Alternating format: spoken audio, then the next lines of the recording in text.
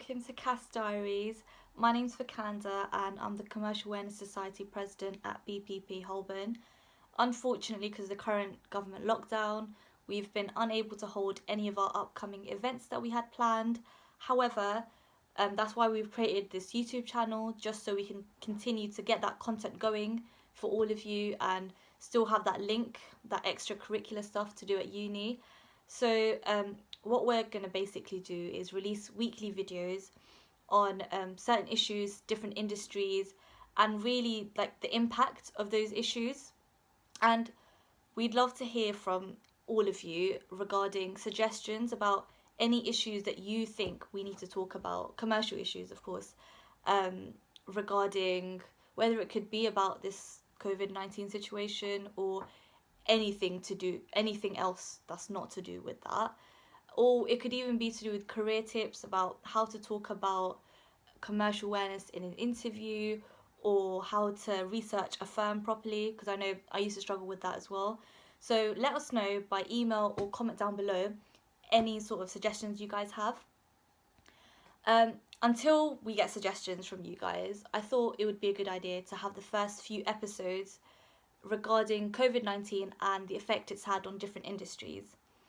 As a law student, it makes sense that we start off with the legal industry and the impact it's had on law firms as businesses as well as law students. So today I'm going to be talking about the impact COVID-19 has had on the legal industry. The first impact I'm going to talk about is on contracts. So a lot of us may have heard of it already, but there's going to be a lot of clients that are going to be wondering what is going on with the contracts they're already entered into, and they're going to need their legal experts and law firms to advise them on the status of those contracts. As we learned in contract law in first year, in most contracts there's always a clause called the force majeure clause. If you don't know what that is, it's just basically it's a clause that deals with what is going to happen with that contract if there's a national any kind of emergency and that contract will not be able to be performed. So that clause basically deals with what to do in that situation. However, A, the contracts that don't have that clause, and B, even if they do, a lot of them will be put on pause / may not even be able to be performed at all. And this could have a deep effect on the economy. I know a lot of us are hearing about a recession that is possible, and I think it's a cycle, the economic cycle, that we need to think about it. If a supply of goods contract on a major level is unable to be performed, that's going to have a spillover effect into so many other different contracts, and we just need to think about the legal effect of all those spillovers. So I think the contracts that law firms are going to need to advise on, that's a big one. The second effect that coronavirus has had is on litigation.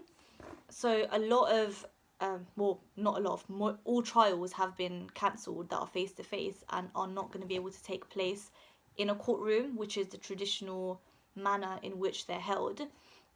Now, whilst a few years ago, I think they've started to bring things online and carry out some trials online, that has prepared a lot of courts to be able to deal with this change, and they might not be too badly affected. However, jury trials, that's going to be a difficult one to manage, because I don't think they're going to go on at all. They're just going to be all put on pause, and that's going to have a huge effect on litigation. Again, civil litigation is a massive service, and that's going to be a huge thing that is impacted by coronavirus.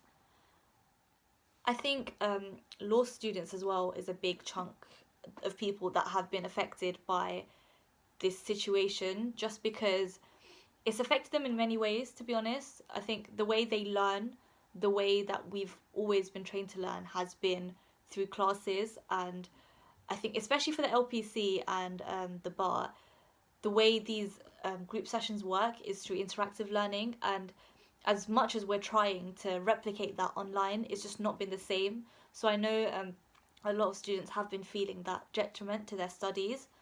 As well as that, exams have all been completely changed into a different format. I know BPP, we're still undecided on whether we're gonna do those online exams or whether we're gonna postpone.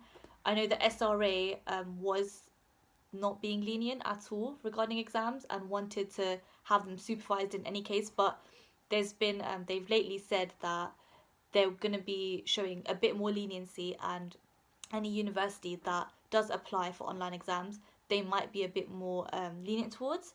So we'll see how that goes. But I think in general, especially for training contract students, the students that already have a training contract, they're going to be feeling like, I don't even know what they're going to be feeling like, because it's so uncertain, this situation, that they don't know if they're going to be able to graduate on time, start their training contract on time, all of that. And even for students applying for training contracts, so many VAC schemes have had to be cancelled.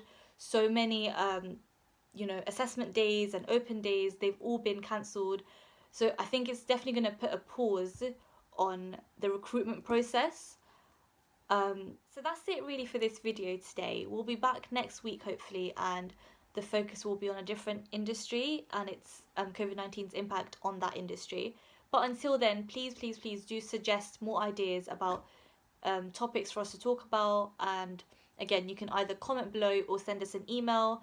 We do have a bi-weekly newsletter now. It used to be monthly, but we've just made it bi-weekly. That's fortnight, right? Okay, fortnightly. And let us know if you want to receive that newsletter, because we can put you on the mailing list. And yeah, until then, I hope you enjoyed the video. I hope it was helpful in any way, shape or form. Do subscribe to the channel so you can get the update of when the next video is up. But until then, keep safe, keep at home, and yeah.